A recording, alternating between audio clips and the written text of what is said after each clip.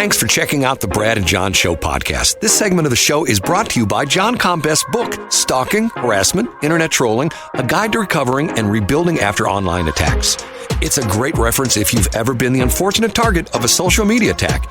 It's available on Amazon. Just search John Combest. That's C-O-M-B-E-S-T, John Combest, and the book will show up in your search results. Now it's time for another segment of the Brad and John Show. Can you handle it?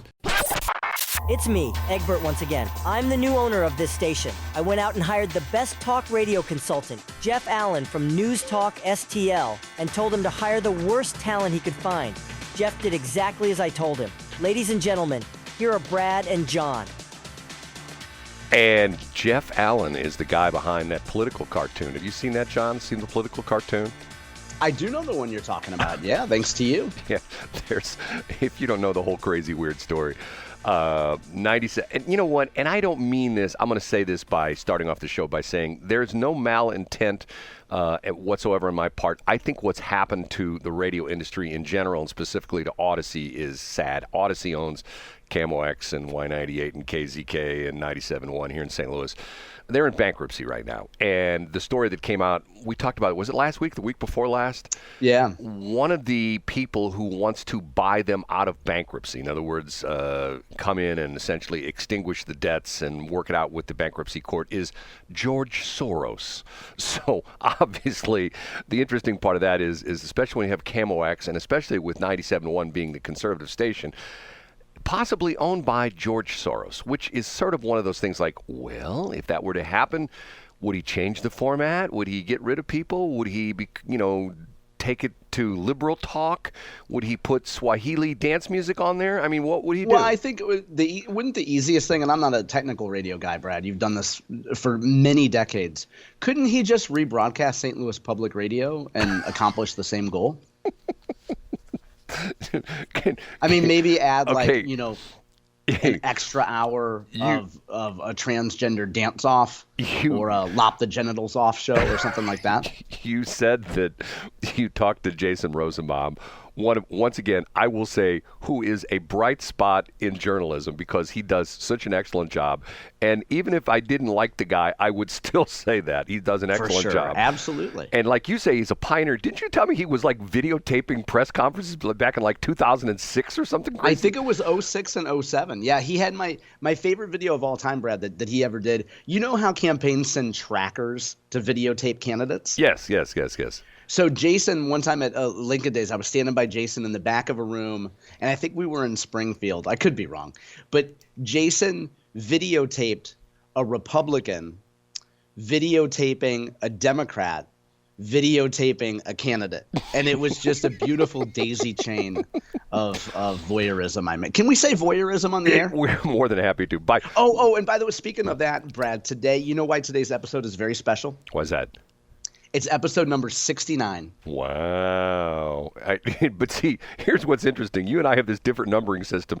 It's actually episode number 190 if you go back. No, it's segment number 190. Well, but it's episode number. But I have it as episode number 127. But that's. Well, we haven't done 100. I mean, we've done that many segments, but we haven't done. This is the 69th day that we've signed on. 69 days. Okay, you're talking about 69 days. Okay, going back to what you're talking about, what John's referring to as a tracker is what you do is you essentially send someone who tracks the other people that are tracking you, correct? Isn't that essentially what the tracker is? Imagine like a private detective right. / stalker just following a candidate around, pushing the bounds of legal stalking every day. Right. And typically what they do is they're trying to be a little bit on the obnoxious side, trying to come up that obnoxious line and not cross over. Right? Am I being... Yeah, you're exactly right.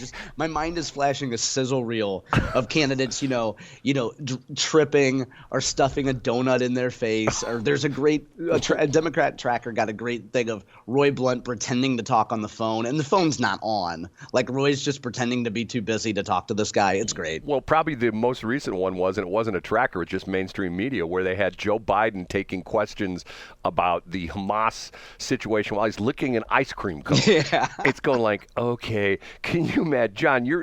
John's a former comms guy. For those of you who are new to the show, John used to work at Monsanto, which is now Bayer, which is going to be one of our topics we're going to talk about this morning because all sorts of stuff has hit this morning. Yeah. They had their Capital Markets Day in Germany today. And essentially they had it because Germany is, 7 hours ahead of us? I know England right now is 6 hours ahead of us. Yeah, I think Germany's 7 right now. They're on CET. So in other words, right now it's essentially 2 in the afternoon, correct? Did I get that right? 7 o'clock, 5? Yeah, you're right. It's 2:06. 2:06 in the afternoon in Germany. So they had their morning conference on their finances, things like that, which we'll talk about later. But the point I was trying to make, and I don't know what point I was trying to make. I'm circling back on that like Jen Psaki, but I can't remember exactly what I was going to say. Anyway, we'll just move on. Okay, lots of stuff to talk about. I'm going to throw you out a couple things that are sort of interesting, which I've been researching the last couple of days, and an interesting story has hit about Coldwater Creek. And I'm going to give you some interesting things about when I say River des Peres in the St. Louis area, what do you think of? I think of the fact that, first of all, it was a sewage lagoon, correct? Well, yes, but it was. And my parents, who had a great sense of humor, my mom's one of her favorite sweatshirts said, River des Peres Yacht Club. Right, that was and always it had a big yacht joke. going down the River des Peres. And I also, Brad, when I worked at a PR firm, one of our clients was MSD, who had a contained sewer operation, I believe, that fed its waste into the River des Peres. River des Peres. Now, when I say geographically River des Peres, what area do you think of? I think of South City and South County. Okay, this is going to be interesting because what I'm going to tell you, you are going to say, Brad, you're making this up, but this is... I say that every day to you, Brad. and not all the time, but every once in a while I come through and I actually have a nugget of wisdom, which John goes like, that's not right. I can't wait to hear it. Well, it's pretty interesting. Okay, every morning we start off with John's Top 3. John is the guy who puts together JohnCombest.com, COMBEST, just like it sounds, JohnCombest.com. He's done this for 22 years. He goes through all sorts of websites. He goes through, typically knocks out between 20, 30, 40 different stories that he puts links to on JohnCombest.com. Nothing fancy, no graphics, no video, none of that kind of stuff. No GIFs, no any of that kind of weird stuff.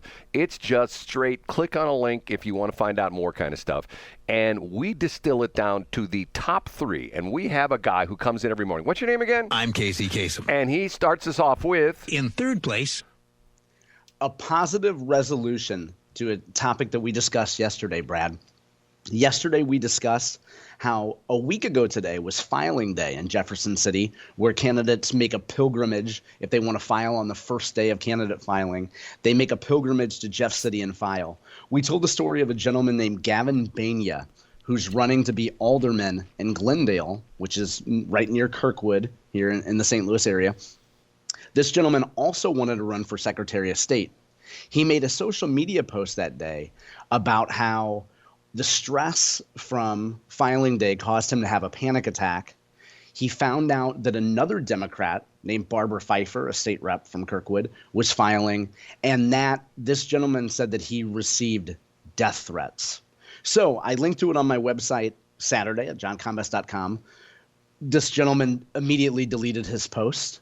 So the post about receiving death threats was suddenly gone. Yesterday, you and I talked about it on the show. I tweeted a link to the show.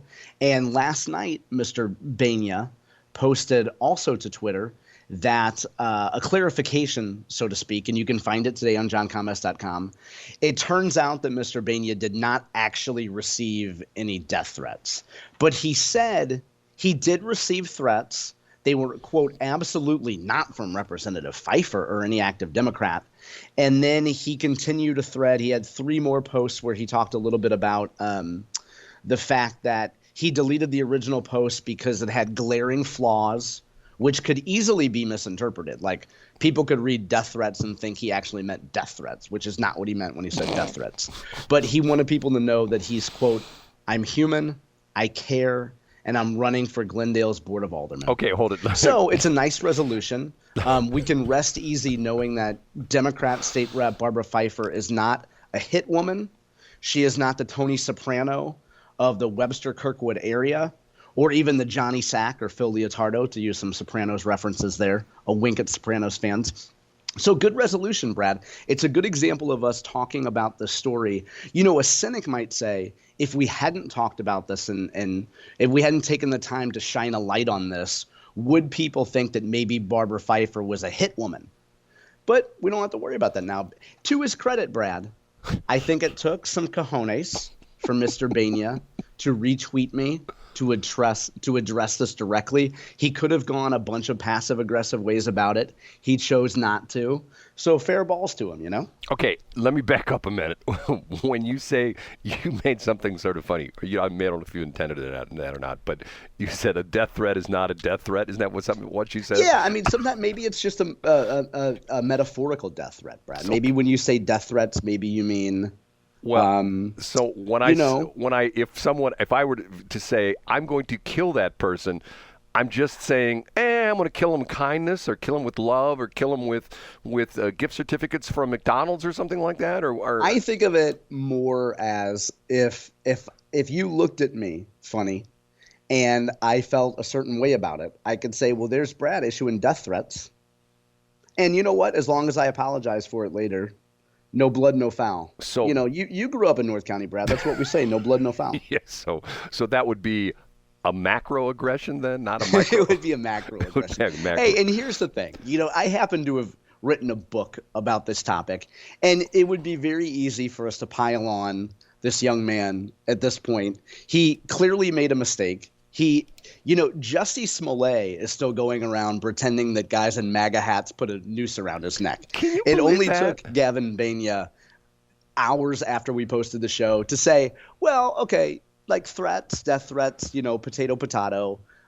Here's the important thing. I care. Vote for me for Glendale City Council. So again, fair balls to him. Sarcasm aside, okay. Like no blood, no foul. The Jussie Smollett thing still cracks me up because of the fact that the two brothers that he hired, they wrote a check to. Incredible. Right. It's like Jerry Springer writing a check to a prostitute. Exactly. I was just going to say that because that's like a hidden gem of history that Jerry Springer once upon a time wrote a check to a prostitute. I believe when he was on the Cincinnati City Council, wasn't he? Yeah, he was. A lot of people don't realize that Jerry Springer had an interesting past. First off, a lot of people don't realize he's an attorney, which is sort of interesting. He served on the Cincinnati City Council, and at one point he was the mayor of Cincinnati. Now, he was. I don't believe he was elected mayor. I think it was one of these things where something happened where I have to go and do a deep dive in that because if you look at it in Wikipedia, it shows he was only like a mayor for like 6 or 8 months or something like that. But it had something to do with the fact that he was like it's almost like if you go through the succession what is it called? The list of United States for the president. It's the president, then vice president, and speaker of the House. So right now, if something would happen to both Biden and Kamala Harris, the guy who Matt Gaetz doesn't like, because Matt Gaetz doesn't like anybody who's speaker of the House, would essentially become the president. And I think it was a similar situation where something happened to the mayor and I don't know if there was an assistant mayor and essentially the head of the city council, which at the time was Jerry Springer, got to be the mayor, which still cracks me up. And then after that, there was a big controversy. That's how he got into the TV show. He became a newscaster. At one point in time, he was why not, Brad? He was the top-rated newscaster in Cincinnati. Okay, we have to move on. I'm getting in my stupid trivia stuff. Okay, we're moving on. And now it is, I have to hit the right button. Where am I at? Up a notch to number 2. There it is. KSDK, which is Channel 5 in St. Louis, sat down with State Senator Mary Elizabeth Coleman to talk a little bit about abortion and particularly about IVF. You say, John, everybody's doing stories on this. Who cares? It's another abortion story. Really good example. It's a video interview done by Mark Maxwell of KSDK. A really good instructional video, I would say, of how to handle an aggressive reporter. Or how to handle a reporter that doesn't quite have all of its facts in front of him. So Mary Elizabeth Coleman was pressed on the IVF issue. And we've talked about this before, Brad, but the idea that an Alabama court decision would affect IVF, in vitro fertilization, across states. Mary Elizabeth Coleman's point is that IVF is legal in Missouri. It's always been legal in Missouri. It's not under any threat to be illegal in Missouri. Mark Maxwell pushed back with some research that he had pulled from state statute. And Mary Elizabeth Coleman, I think, very patiently described where Mark Maxwell was wrong. And her point, Brad, and you can find the timestamps today on johncombest.com, one of her points was, What normal people hate about the mainstream media is they cherry pick a fact here or there, or they take a line out of context in a Missouri statute to further a narrative or to build confrontation or to make some sort of political point to agitate people. So I would suggest people, no matter where you are in the 3rd Congressional District primary, and Mary Elizabeth Coleman is one of those candidates, take a look at it. It's a really good, I would use this if I were consulting candidates.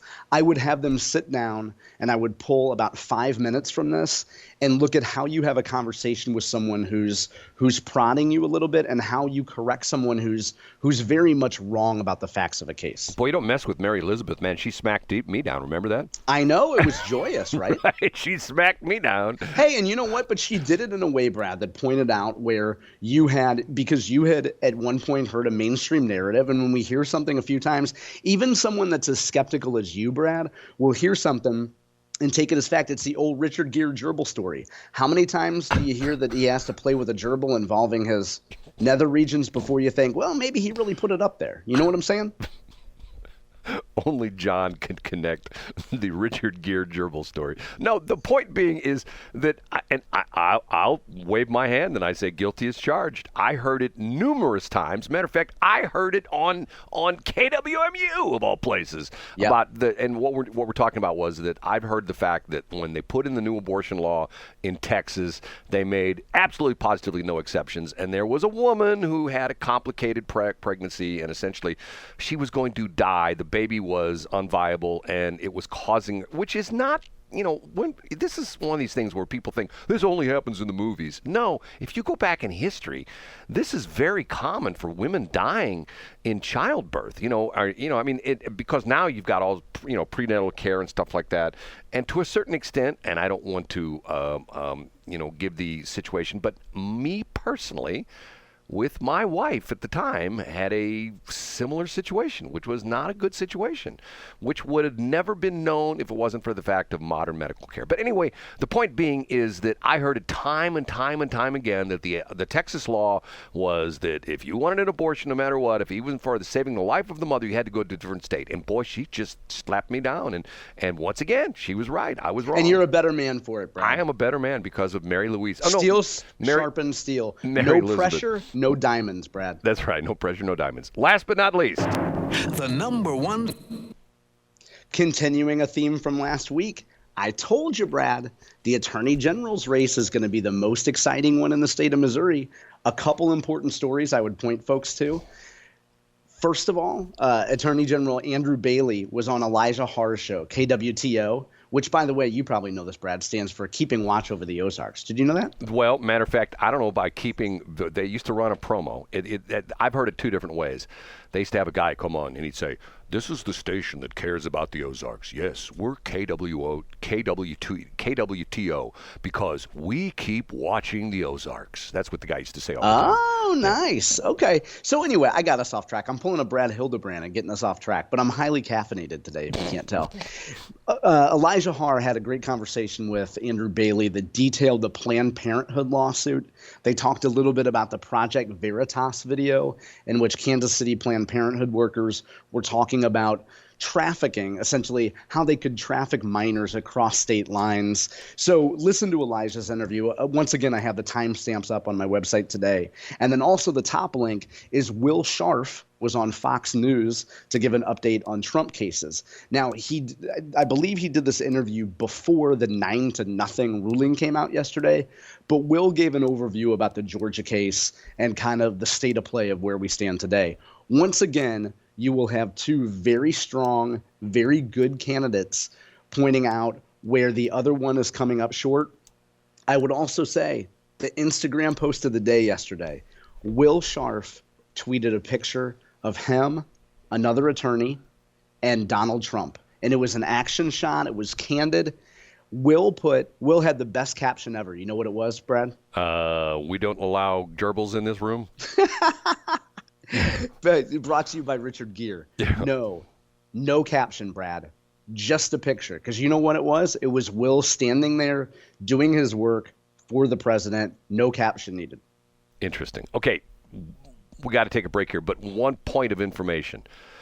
something you said, and you'll know the answer to this, and I think I probably know. Kansas does not have an anti-abortion law, correct? Correct. Yeah. So you can the abortion tourism on both Illinois side and Kansas side can take place. Okay, that's what I was curious about because you mentioned something about that, and I'm thinking to myself, okay, I think I know the answer to this question, but that is true. The fact that if you are in Kansas City and you're a woman, you want to have an abortion, all you have to do is just cross the border into Kansas. Same thing in the St. Louis area. All you have to do is just cross the border and drive over to Fairview Heights. Correct? That's correct. Okay, we have to take a break. We got a lot of stuff to talk about. Supreme Court. Man, that was interesting. And today, talk about the Spin Meisters already out. You'll get a kick out of a couple of things I found out. Thanks for checking out the Brad and John Show podcast. This segment of the show is brought to you by John Combest's book, Stalking, Harassment, Internet Trolling, A Guide to Recovering and Rebuilding After Online Attacks. It's a great reference if you've ever been the unfortunate target of a social media attack. It's available on Amazon. Just search John Combest. That's Combest, John Combest, and the book will show up in your search results. Now it's time for another segment of the Brad and John Show. Can you handle it?